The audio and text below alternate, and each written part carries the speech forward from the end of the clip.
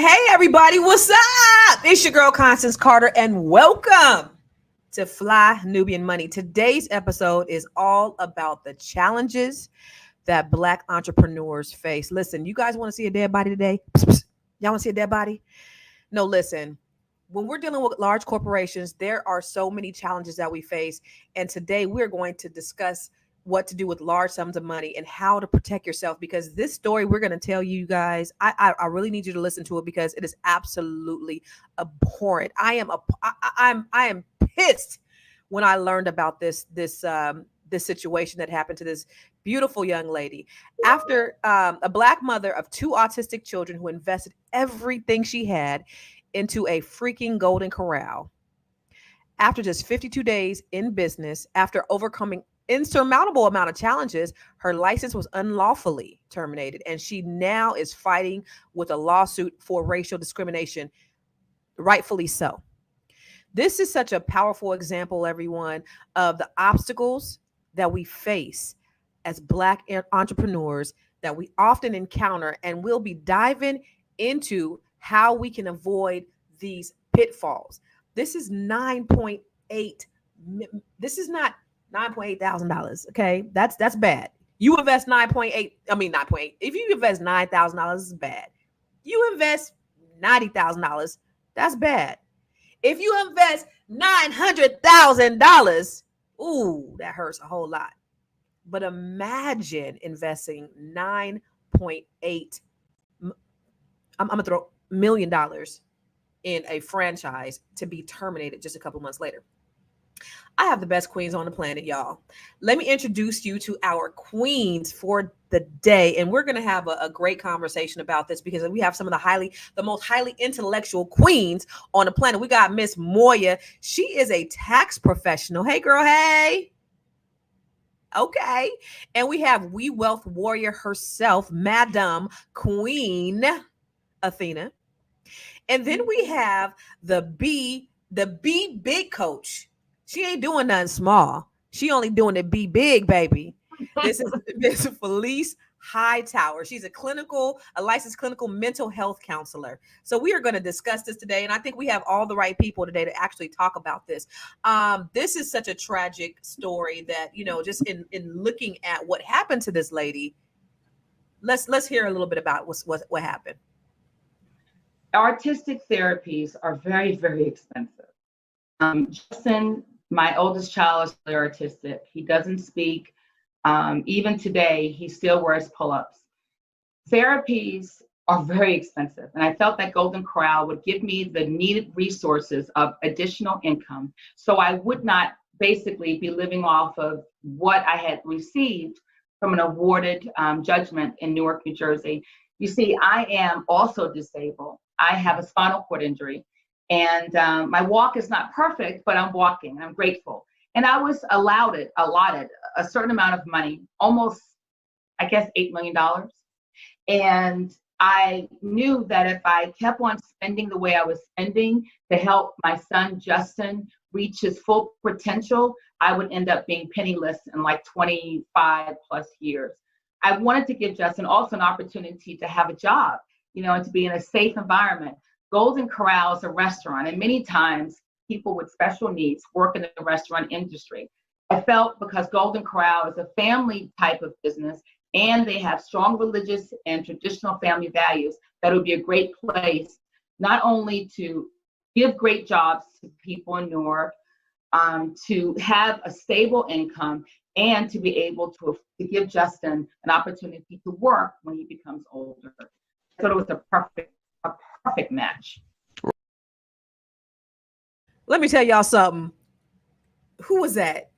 Original First Mother said exactly my sentiments, y'all. Go ahead and put that on the thing. She said, listen, I'd be in jail or hell with my money like that. I would be in jail or hell. $9.8 million. Moya, what do you think about this? And we're gonna dive a little bit deeper so you guys can really know the details, because I know some people said Max Law said that there's more to the story, and there is. You're gonna hear about it, but it's not what you think. It may not be what you think. But Moya, what do you think? Yeah. So, I thought the same thing as Max Law. I thought, like, wait, this doesn't really sound right. What's all happening here? And so, because it's a full interview that she did in regards to what happened there, when you look at it, you just see a mom that's really attempting to step out of the box and really push her and her family forward. And one of the things that she said that touched me the most was at the end of the video, she said, I should have just stayed in my lane. And I said, Ooh, whoa, lesson learned. Mm, but you did. what is your lane? This is your Yeah, lane. yeah, Anything your mind conceives is your lane. So yeah. it was almost like they won. Like when I looked at the CEO's page, he has the American flag in the back. And, up until a few years ago, the American flag meant something very different to us when we saw it. So we already knew where he stood with it. And it's as if he won just by her saying that one sentence. So that's really what really works me up in terms of us truly getting her story out there so more people know it, so their dreams can become a reality and they don't feel the need to stay in their lane. $9.8 million later, she said, listen, I should have just stayed in my lane. And just like you said, Moya, like your lane is anything you want it to be, sis. It should be, because this is America and this is the American dream. And you should be able to invest in a franchise. And we can all day pontificate over why she didn't do a McDonald's or why she didn't. Everybody is not a business. Who said that? Who said that? Original first mother. She said, why not start your own business with that kind of money? Everybody doesn't know how to run their own business. Everybody doesn't know where to start. Everybody doesn't have the big ideas. So she tried to do something that she knew was right. Christian values, people ate there, like all the right things that she thought she was doing. And this happened. So, Dr. Felice, what do you think? What is your thought? What's your reaction on that video? It hurts. Like when I first saw it and y'all introduced this to me, like I felt the sting of the knife. Like, can you imagine what that you go from 9.2 or $8 million to welfare? I can't, like, that, you can't even fathom that.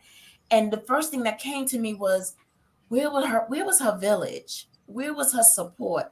Where was her counsel? Like, who was she talking to or not talking to that allowed her to go that far and not reel her back in and say something's not right? Right? Because I know when I saw the video, she was saying she could tell that things weren't aligned. And as soon as she went into the office, she could sense that they were, discriminating against her. Like she saw their looks and it just kept mounting. But for whatever reason, her desire to be a business owner outweighed her intuition. And I kind of get that. And honestly, she really wasn't in, like you said, wasn't not in her lane, but because it's very wise to buy into something that's already established, right? It's hard to start from scratch. So she was actually trying to go above, like go past some steps and start something that was already established. But Yeah.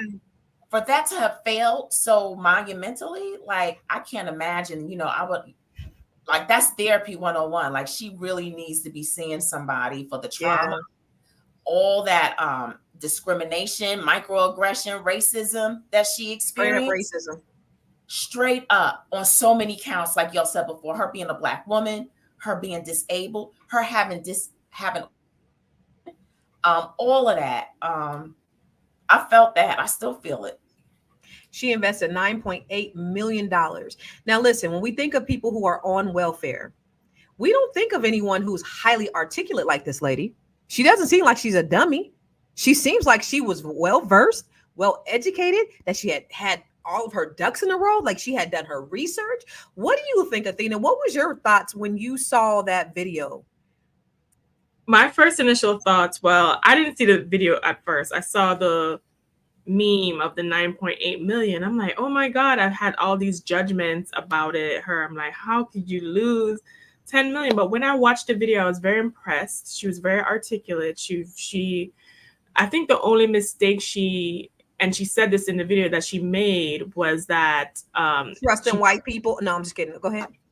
That was probably one of the mistakes for real though, Constance. But but one of the mistakes was really putting all that much money into something that was new to her versus her publishing company that she knew Like maybe she should have put it into that. But when I listened to the facts that she presented, she was definitely clearly a victim of discrimination on several levels. She was a woman.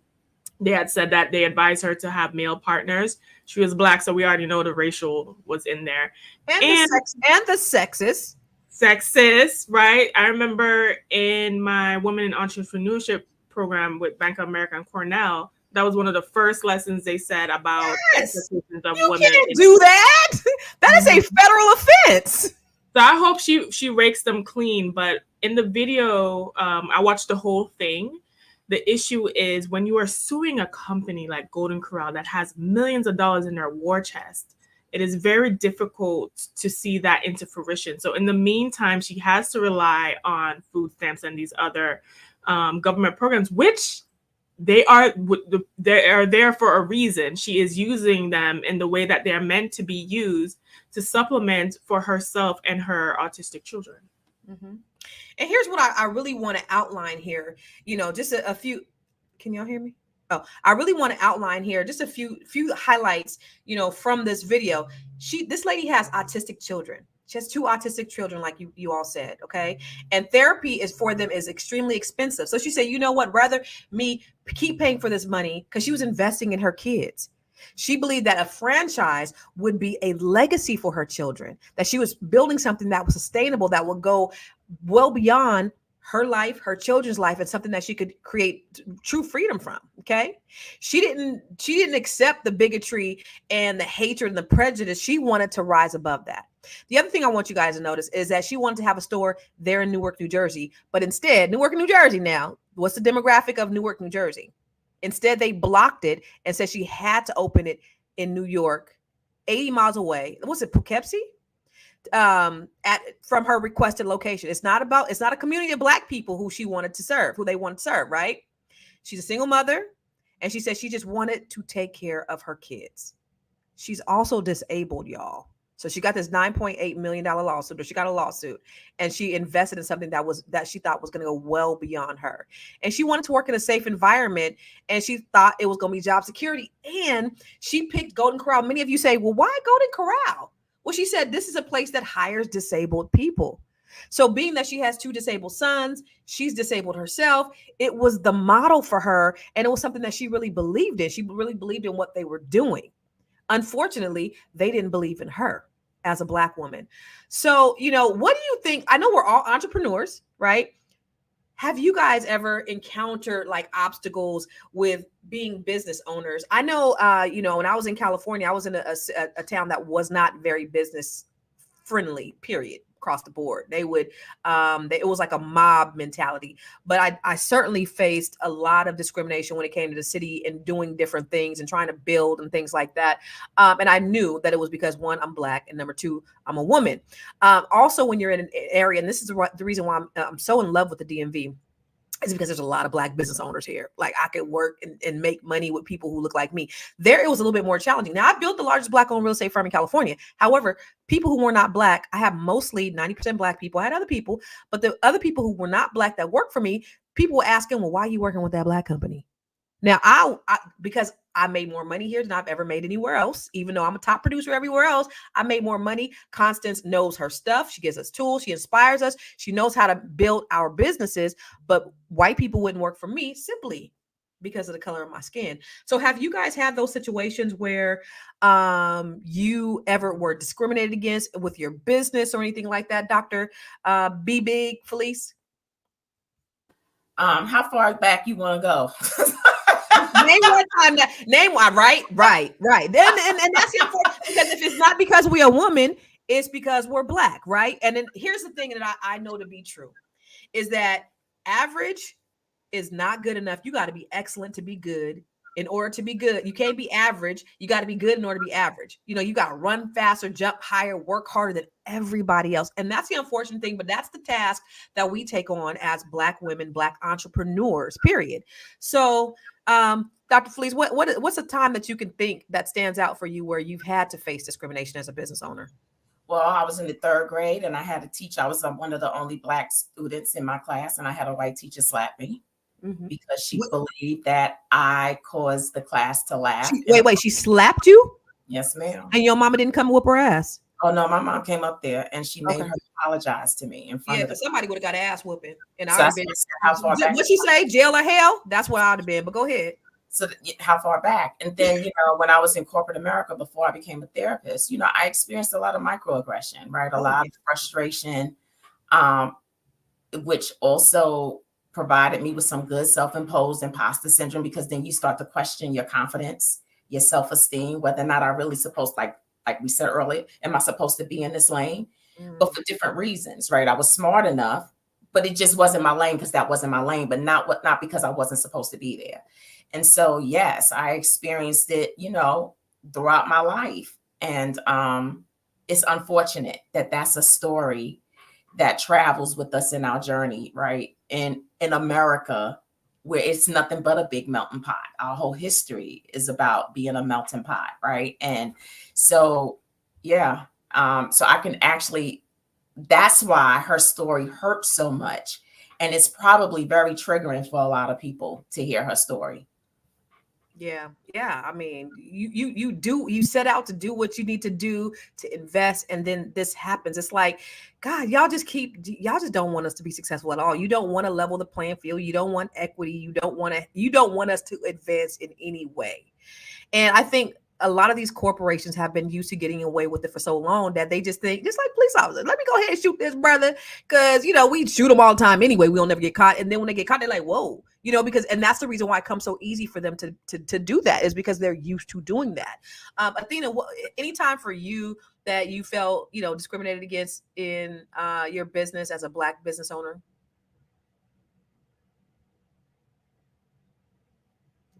My mic was moving. More like biases with people. So I remember when I started my business, I was doing accounting and bookkeeping stuff, which I transitioned out of. But I would go to these like networking events, and I met this Jewish couple. They were enrolled agents, right? So we were gonna go and have like a symbiotic mutual, because I don't do tax stuff, not because I can't, I just don't like that type of work. So I would refer them to people who needed taxes done, and they would refer, we're trying to work on that relationship. So I'm thinking, everything is all good. But then when I went to the actual to meet with them, they blindsided me and say, oh, we tried to look you up and we didn't see your name as far as like being licensed and all this other stuff. These people are trying to like check me like I wasn't legit. And I let them know, I was like, yes, because my license is in the state of Georgia. I just moved to Florida at the time. You said, who gonna check me, boo? That's why it didn't pop up. Now I'm both dually licensed in Florida and Georgia now. But I was like, oh, okay. So like sometimes when you work with other groups, especially, they feel like, I don't know, I felt like they were coming for me, and I felt like they felt intimidated because I was a CPA and they were enrolled agents, and my credential is more prestigious than theirs. Yeah. So it was a lot. So I decided not to work with them. How dare you, Athena, come up in there with as a CPA? How dare you be Black? And I think they did feel a little threatened in the group because they were the only ones doing that type of work. So for me to come in now, I think they were afraid I was going to take people. But I just left that whole thing completely because I was just like, listen, I'm just going to get this money and I'm about to bounce. Let me stay here for tax season, and then I'll see y'all later. I ain't really here for it like that. Right? Yeah. I'm going to ask you guys in the audience, the people that are watching, share some times where you guys have felt discriminated. I don't know if it could be as a business owner, it could be personally, it could be just like Dr. Felice in the 3rd grade. I mean, it starts very, very, very early. Share some times where you would have been discriminated. Again, you know what? The theme word of today, or the theme saying of today, is jail or hell, because I'd be damned if somebody do like that to me. All right, Moya. One of the things is, so for me, so I have my BA in Pan-African Studies. So I've studied Black history. Like I used to, like Black history is my thing. So with that being said, I'm very, very careful to even still talk like this is racism, because racism is so pervasive in your mind, it can block you and stop you before you even enter the door. And so because we already have so many other battles to worry about in terms of how qualified we are, I really like to take a step back from I feel discriminated against, I feel like this is racism, because I don't need another thought, another barrier in my head. Like there has to be a way. Somebody else did it, I could do it too. So Right. I'm very mindful to identify, oh, I was discriminated because of my race or because So of is my it? gender. So they're two very different things, though. So there's racism and there's discrimination, right? So you're saying that you try not to identify or think about times where you're discriminated against, because racism is a system thing, right? That's a thing where you have a system of people who are in control that has the power to prevent you from doing things. You've never experienced that? So when you look at racism, I like that you set it aside, like in two separate boxes. Racism is a structure, it's an infrastructure. For example, like you're attempting to go into a place and you realize you don't have the qualifications, but the qualifications are only there to block people like you. Mm-hmm. I think that's very different to say, I came in the store or I attempted to do business with this person and they decided not to do business with me because of my color. How would I ever identify that? How do I know that I'm just not qualified enough? How do I know that? For like in Athena's case, how do they know that the people that they want to refer her, they want to know how are we going to refer you? What do we have to stand on to know that you can really do what you said you can do? Right. How can you separate the two? Understood. And I appreciate because I think it's probably used a little bit more than it should be used. But this right here is a very clear case of racism, discrimination, prejudice. You trying to block me and everything else. I want to look at the slides though, and just kind of just go through the timeline of what's happened with this poor young lady. All right, so Sherrance Henderson was the first and only single female African-American franchise owner in Golden Corral history, y'all. In January 2017, she opened after several days. In its first 51 days, she's making money. So she made $771,000. In March 2017, she received a termination letter from Golden Corral. One day later, they closed her store. Some bull, y'all. The franchisor, Golden Corral, in North Carolina, terminated her license after just 52 days in business with no opportunity to cure her defaults. Now, she built this structure from the ground up. The inspector and regional manager of Golden Corral franchises noted in his report that he found 3 cigarette butts in an ashtray outside the business. Come on, y'all. Let me tell you something. There's a Golden Corral in the city I used to live in, and it was in the hood. And there was not only cigarette butts, it was urine, it was beer bottle, broken bottle. Like, come on now. You really, for real, y'all really doing cigarette butts? But go back to that slide. Like, come on, people. I just, a few pieces of debris in the parking lot, workers without sanitary hats, and temperatures a few degrees lower or higher. Now, that's nitpicking, y'all. But they only do it to us. Well, okay. I'm not going to say that. So this really pisses me off to the highest festivity. I promise you, because it's like, y'all really do not want to give us an opportunity. You don't want to give us equity. Like you intentionally do stuff to just crush us. And you already have the lion's share of the business. You already are making millions and millions and millions of dollars. You can't give this lady an opportunity after spending $9.8 million on your funky ass franchise. So, and correct her, whatever it was. And you have these, I hope they go bankrupt. I hope Golden Corral goes bankrupt after this bullshit. But I'm sorry, you are watching. When was the last time anybody on this panel went to a Golden Corral? Can you remember? Yeah, my kids were little. This is what we used to do. Let me tell you what we used to do. We go up in there. My daughter was like 12. My son was like 5. And I'd be like, all y'all are 4 years old. Don't say nothing. Let us talk. Because the kids eat free. All y'all are 4. Kai, I know you 12. You 4 too. If they ask you how old you are, you're 4 too. That's why they did it, because they have black people like me over there telling they 12-year-old they was 4. But anyway, you are watching Fly Nubian Money right here. Make sure you follow us on YouTube. And follow us everywhere you see Fly Nubian Money or Fly Nubian Queen. Please, if you want to get notifications every time we come live, text the word Queens, that's QUEENS, to 87948. That's Queens to 87948. You could also find us on Spotify. Monday through Friday, we come live here at 1 p.m. Eastern, 10 a.m. Pacific. All right. And if you want to grow your money, not blow your money, make sure you go to flynubianmoney.com, where you'll get all the latest information on financial ways to build your financial landscape. All right. So listen, I got Moya, I got Athena, I got Dr. Felice. We are having an highly intellectual conversation, a little bit emotionally charged because I'm pissed off, right, y'all. I don't give a damn. I love us so much, and I want to see us win. And when we put forth effort, and they do everything they can to crush us, I take it personally, and that's the reason why I go so hard for Black people and especially Black women. But I want to look at that other video. That there's another video, so you guys can get a little bit more information and a little bit more context on what happened. I was told that I should have a group, even though financially I was astute to handle SBA loan. I was cash heavy. I had almost 800 plus credit score, and I was worthy. I was worthy to do it. But I was told that I should have men on my license. I should have 2 partners, and they should be men. Basically, that I was really shocked because that hasn't existed in over 100 plus years.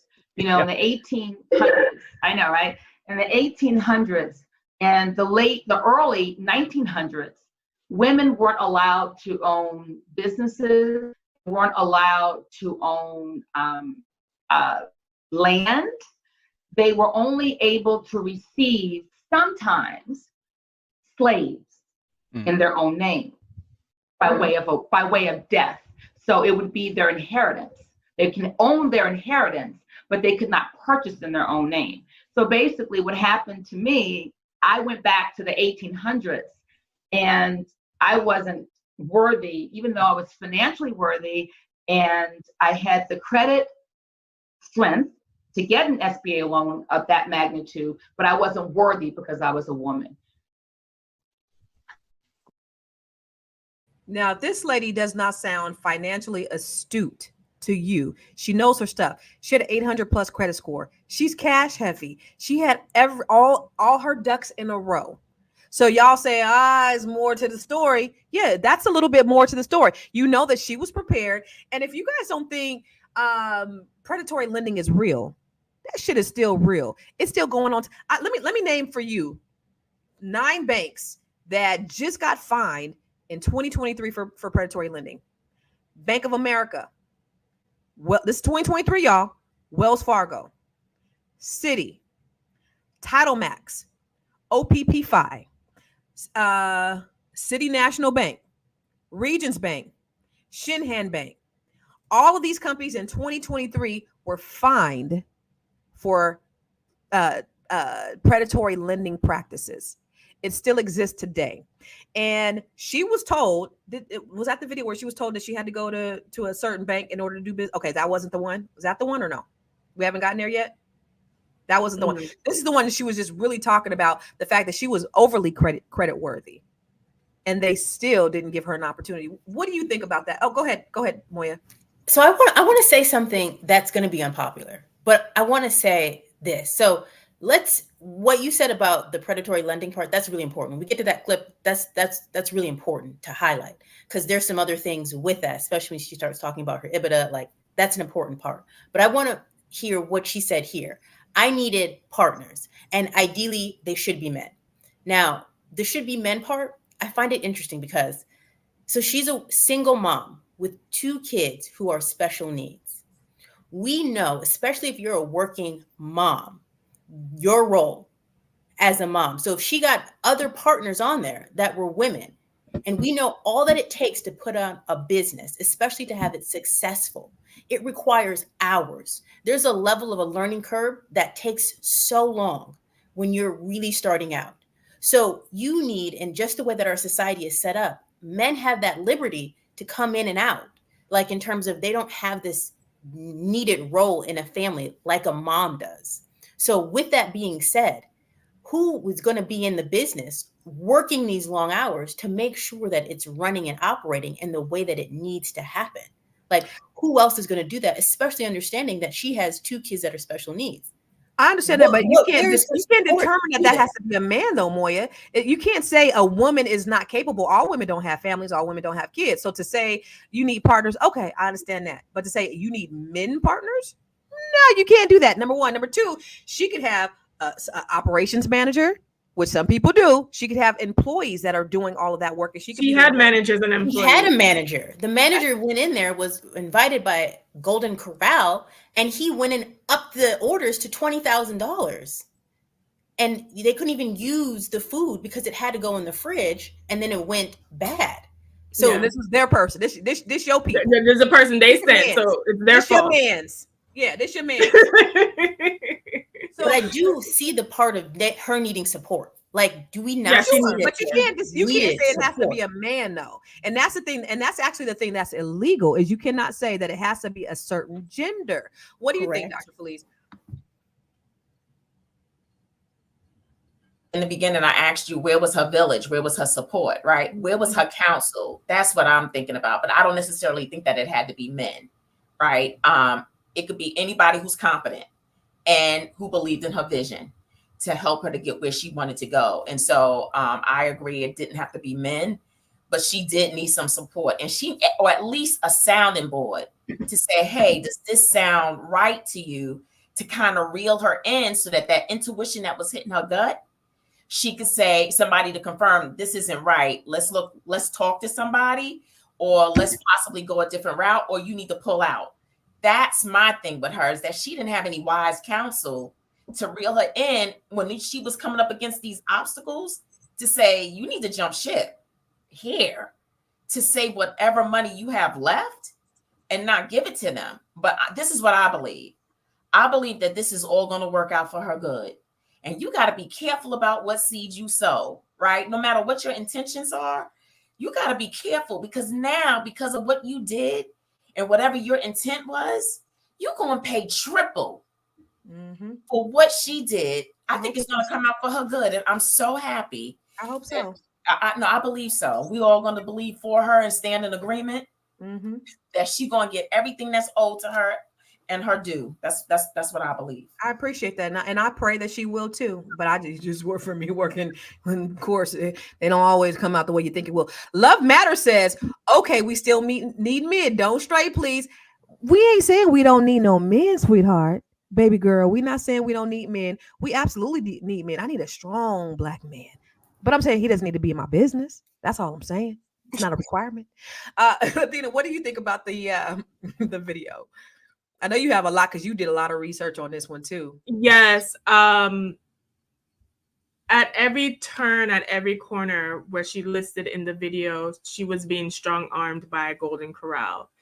Like I said, they sent their people to do her management. And if you were sending qualified people, to what Moya said, how you have your manager order $20,000 worth of food and keep them in conditions to where the food is not viable anymore. You sent her to a location that wasn't her original demographic or request because she wanted to provide service to her community, right? Then you shut her down after 51 days. So the people who are in the chat that were saying that was a stupid decision on her part, in 51 days, she made $700,000. No, $700,000, over $700,000. So she was gonna clearly, $771,664.47. She was clearly going to be able to recoup her investment quickly had they allowed her to stay in business.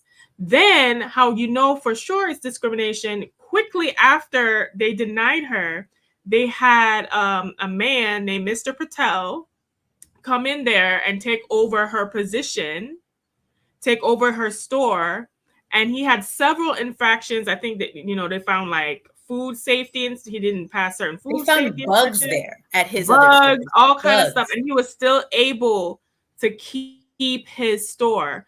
Another thing, when she was initially trying to get the store, I think she didn't want to do a standalone store because that was going to cost more money. She wanted to do an inline store, right? So maybe set up a place that already had a suite, or those like places or whatever, those plazas.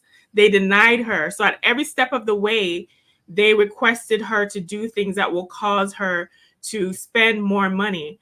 On average, Black businesses get $35,000 capital on average compared to other businesses, which are 103,000 capital on average, which shows that capital is a very hard thing for us to, first of all, get, right? She's using the money from her malpractice of her spinal surgery, right? So this is a woman, clearly she has overcome a lot. Clearly she's trying to make a better way for herself, had the best intentions, even with all the obstacles, would have been successful had they just allowed her to keep the store. Right. And that's the thing that I need y'all to understand. Not only, what'd you say, Mr. What's the name of the white man who bought the business? Mr. Patel. I don't know if he's Mr. white, Patel, but he ain't black. He ain't black. We already know that. So Mr. Patel had these infractions, and they sold this business to this mother for pennies on the dollar after she had already put her $9 million in it. And to your point, Athena, Black women receive less than 1% venture capital funds. Less than 1%. So you see what happened to Fearless Funding, my good friend Arian Simone. We don't receive the lion's share. We receive less than 1%. And then you don't want to give us that. Y'all giving it to white men, but y'all mad that they giving it to Black women specifically because they don't get the funding. This lady she's basically bootstrapping because she's using her own money. And you still put every obstacle you can in the way of her being able to advance herself. There's a good place. You're gonna have a good place in hell that you do to stop people from being able to advance. Let's look at some of these slides too, because I want to see, just to give you guys a little bit more context to what we're talking about. Because at the end of the day, I need you guys to share what you see tonight, and I need you to boycott Golden Corral for what they did to this young lady. It took her 4 years and $3 million to open her Golden Corral in Poughkeepsie. It took franchisor Golden Corral Systems 51 days to terminate her franchise. That beautiful building that she had just built, with no revenue from her closed Golden Corral, TD Bank foreclosed on her house and left the disabled mother of two penniless, and on food stamps. McFadden, I'm gonna have to curse today because I can't do it. I just get so upset. I take this shit personal. I really do, because every time, and this happens, this has happened to us as a community. When they say that racism, because y'all know when Kamala gets into office, they gonna do just like they did with Obama. Racism is dead. There's no more. Y'all got a Black president. Y'all got a Black woman president. Racism don't exist no more. And we see things like this on a daily basis. Businesses or the power, the people that power, because that is racist, because they were a power structure. They had the power to prevent her. Because what is racism? It's an infrastructure. It's a structure. They had the power to stop her from doing certain things. They had the power to stop her from prospering in her business. So listen to this. She said when she met the senior vice president of franchise, they were shocked to see that she was Black, disabled, and pregnant. She said the person told her that she had to have partners in the business, and it shouldn't just be her. Understand, she needs accountability. I love what you said. She said that she had the money, she had the credit, she has the licenses, but she was ready to go. You ever had, let me ask y'all this question. You ever talk, I don't know you, Moy, because that accent you got right there, I know you be fooling them all the time. They don't know, is she Indian? Who is this person that we're talking to? So have you ever had a time where you was on the phone? Hey, this is Constance Carter. Yes, yes, I would love that job. Yes, I would love that opportunity. Do you mind it? Okay, can we meet? And then you walk your Black ass up in there and they like, okay. Yeah.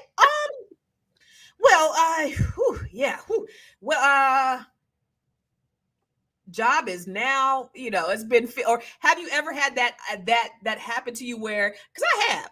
I remember I had come to, I was talking to some clients that they hadn't seen me, and I called them and had a conversation with them. I go to the house, and they called my assistant, and they were like, "We were waiting on Constance," and they were like, "Constance already came." No, a Black woman came. It wasn't Constance. We know it wasn't Constance because I was a Black woman. Have you guys ever had that any experience like that when you talk on the phone, but then you show your Black ass up and they don't expect you? Not that they've done anything, but it just kind of shocked them a little bit. You ever had that, Moya? Athena? Dr. Fleece? I'm gonna let you. I mean, so I can't confirm that. I can't confirm if I've ever been like discriminated against because of that, because I know when I applied for things like work, Athena Gardner CPA, there's nothing about my name or my credentials that would say, oh, this is a Black person. But when I walk in and they see me, it's like, you can kind of tell, but I can't, like Moya said, I can't really pinpoint that on race alone. But I know they don't expect to see me. Yeah, I'm just saying, like, when you walk in, it's not that they said, okay, the job is no longer available, but they were just a little shocked to see you walk up. Yeah, I've definitely gotten that. Or even my age, because especially in accounting and finance industry, there's not a lot of college. We're actually on a decline for like people who are finishing college for that. So even when I started in my 20s, my coworkers or people in the industry were like 40s, 50s, 60s. Like it's really, and it's actually a big issue. A lot of accounting professionals and tax professionals are trying to sell their businesses and there's no one to sell them to. Yeah. What about you, Moya? Nothing that I could think of, because my name is pretty. My name is pretty self-evident. Like if you see somebody named Moya, you're probably like, I know she's. I couldn't not say white. that. Like I know she's not white. That. I couldn't say that, Moya. I feel like they know. I feel like people who are surprised to see me, they're surprised for other reasons, but I don't think it's because. What you think the other reasons are? I'm curious. What's the other reasons? Like it just depends, like who I'm talking to, what I'm talking about, how I'm talking to them. Because I'm in sales. Like taxes on some level is still very sales driven, right? So I think there's some things that they're surprised about, but not because I'm Black necessarily.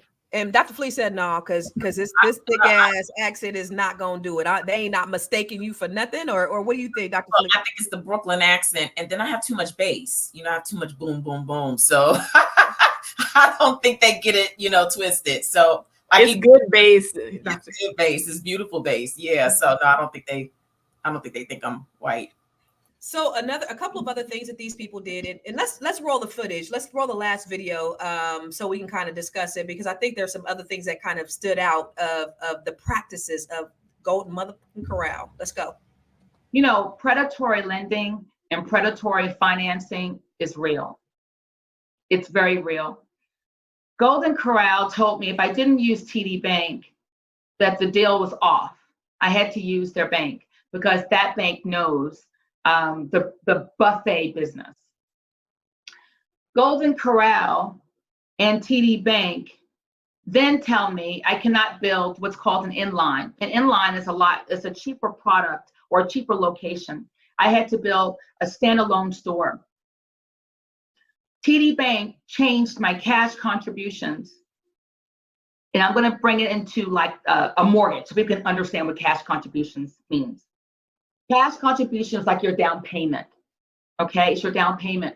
My down payment amount was changed, I believe, almost 4 times. I thought I was paying a amount of money, ended up paying 3 times the amount that I thought I was going to be paying, okay? Predatory lending and predatory finance, franchising is very, very real. They work as a group, okay? Golden Corral and TD Bank gave me my profit and loss numbers and my EBITDA numbers. Now, what does that mean? How does that affect me? It took away my ability to make an intelligent financial decision for me and my family. They were submitted, and they were not my numbers. They were the numbers of the bank and the franchisor.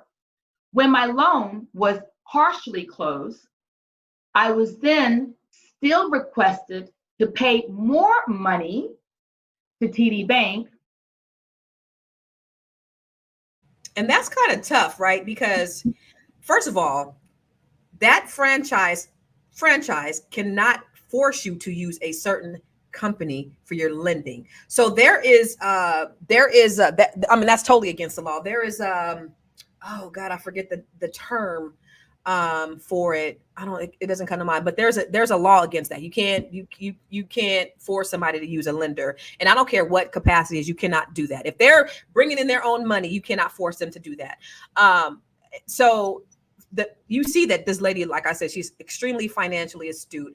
When you talk about the amount that she had to, and it's tough because you have all these red flags, right? They're telling me to do this, and I think, in my opinion, she probably had so much skin in the game. It was like hard. Like I can't back out now. They're making this don't sound right, because now, hindsight being 2020, it sounds like, man, she should have just cut her losses and walked away. But I think maybe because she was so far into it, she just couldn't turn around. What do you think, Dr. Felice? I agree with you. I think by the time she really figured out that she should get out, it was too late. You know how sometimes people in relationships, you ask them, why did you stay so long? Right? Because I invested so much in this individual and I want to make sure that I get my return. And so, but sometimes you got to count your losses because there is no returns on some of those investments. Don't cost, honey.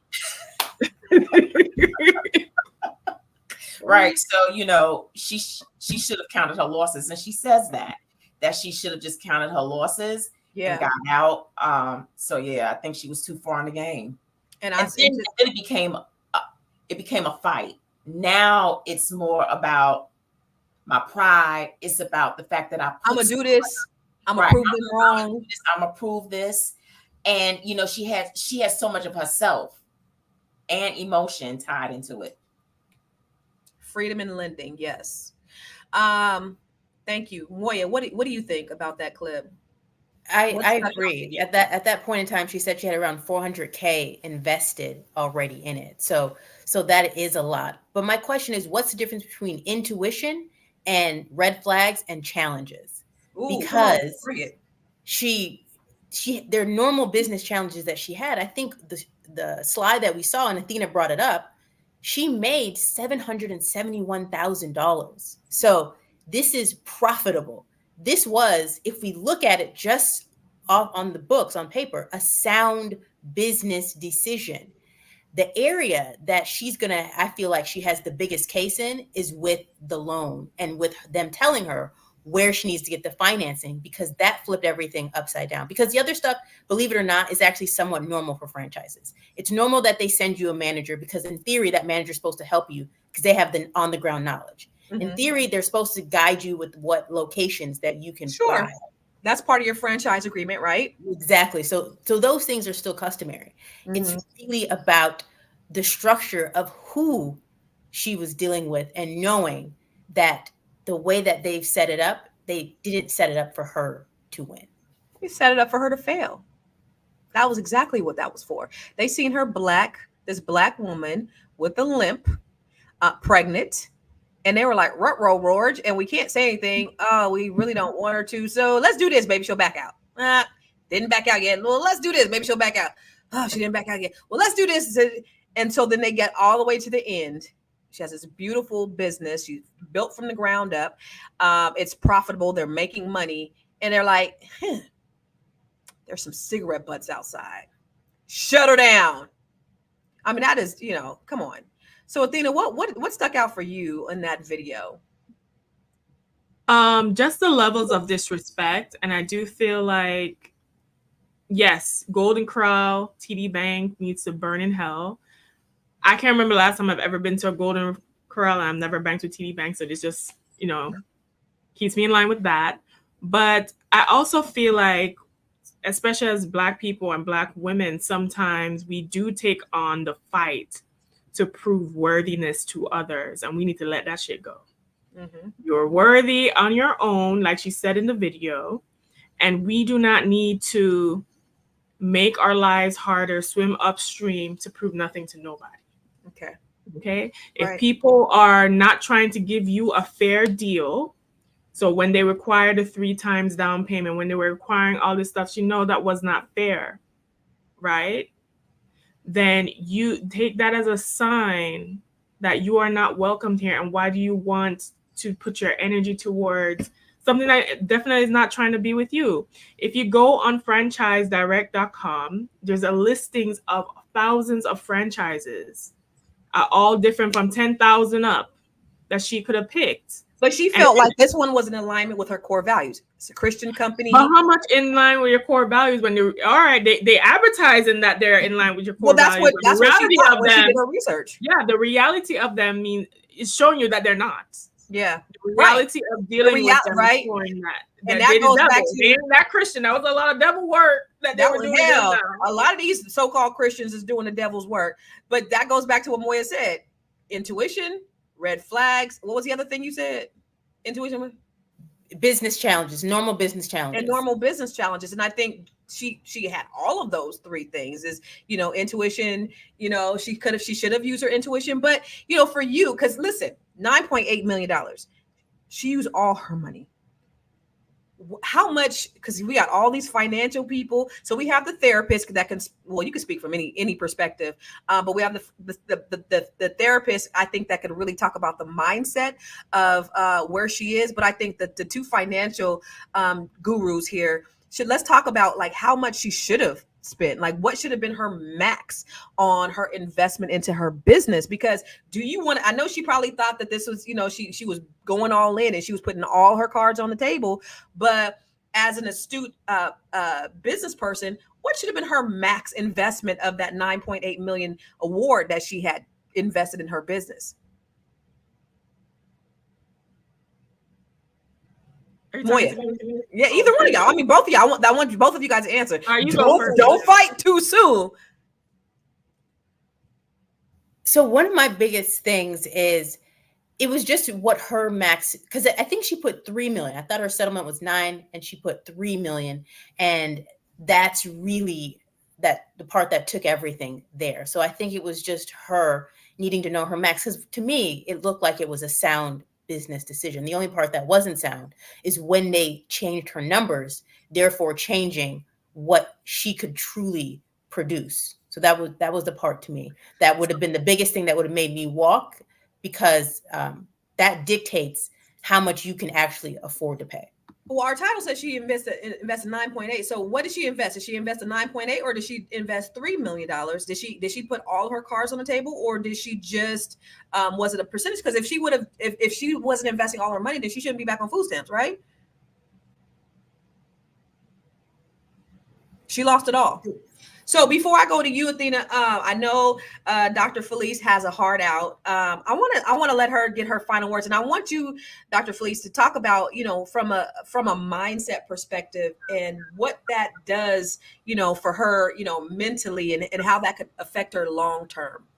Absolutely. So this type of discrimination can cause a lot of emotional stress, chronic stress, anxiety, depression. It's going to contribute to stripping away at her self-esteem and her confidence, and can also lead her to some alienation and loneliness around all of this, because who can relate to her, yeah, right? And what she's going through.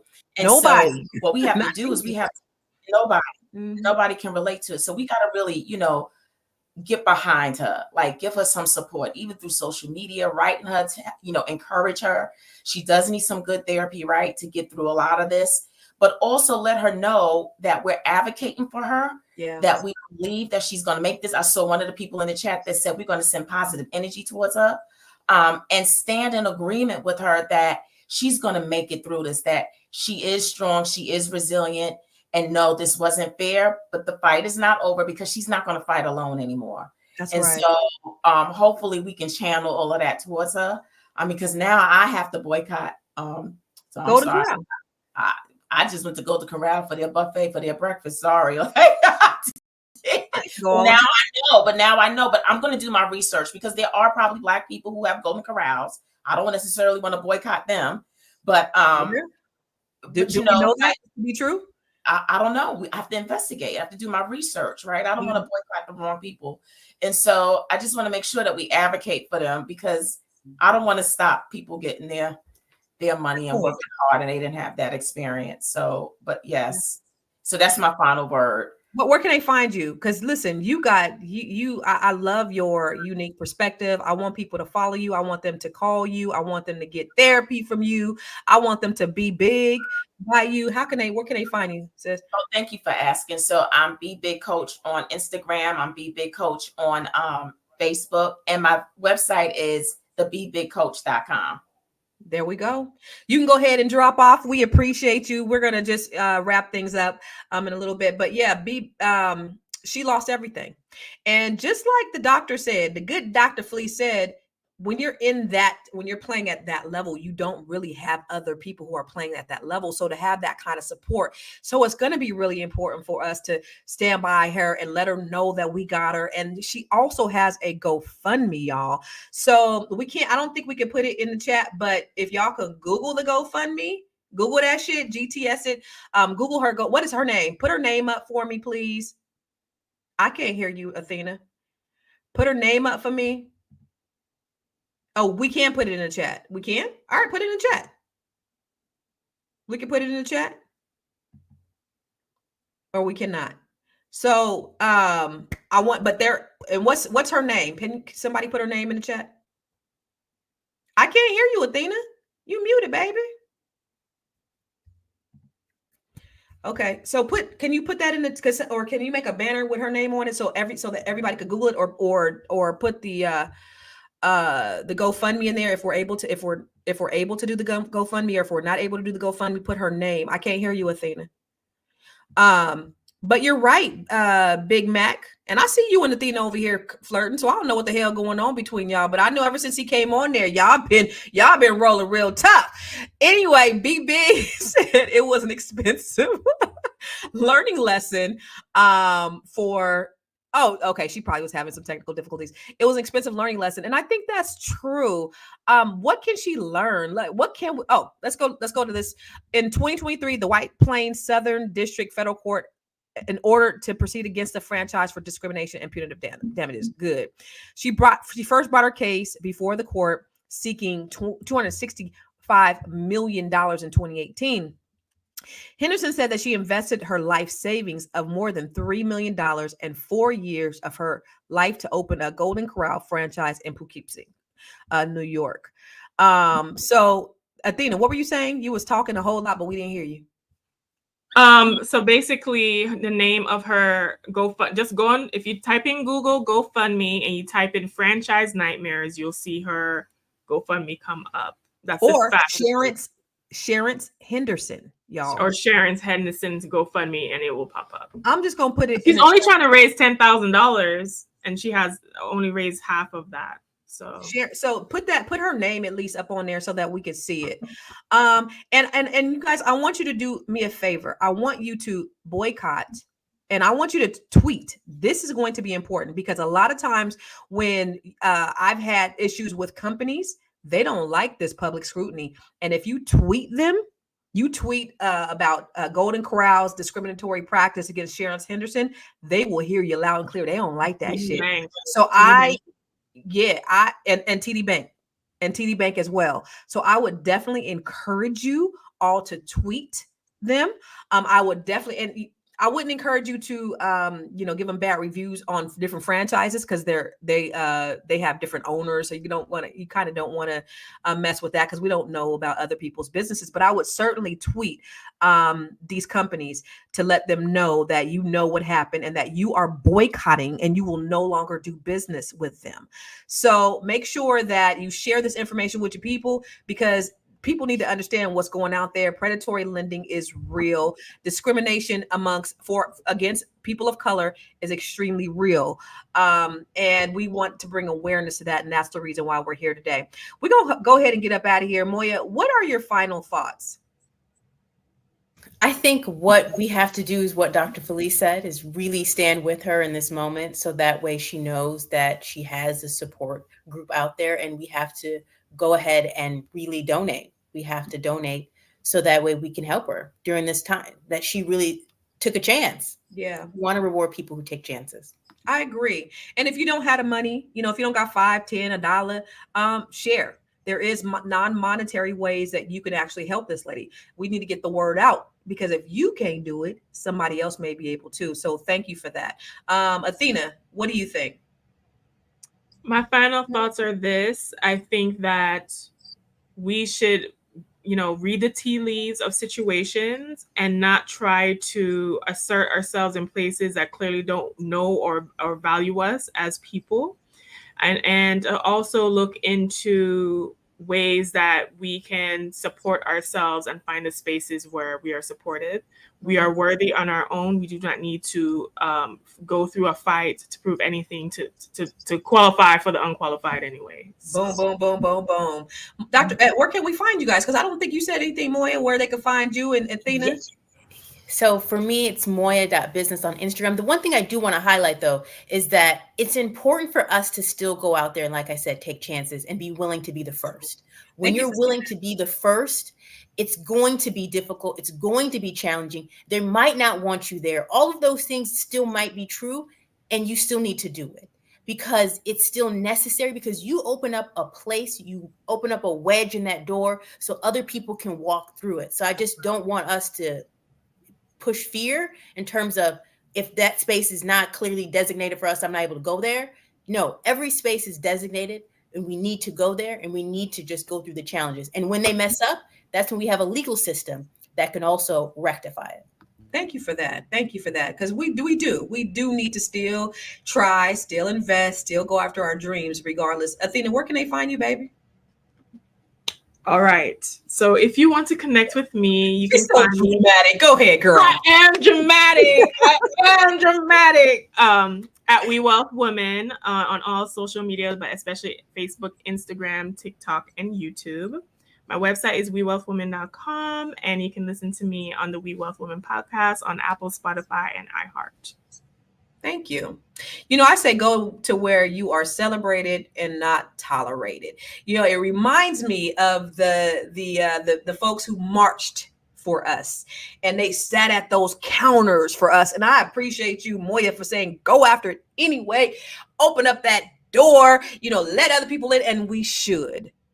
But sometimes it's not the best thing to work or to try to get the attention of people who really don't want you there.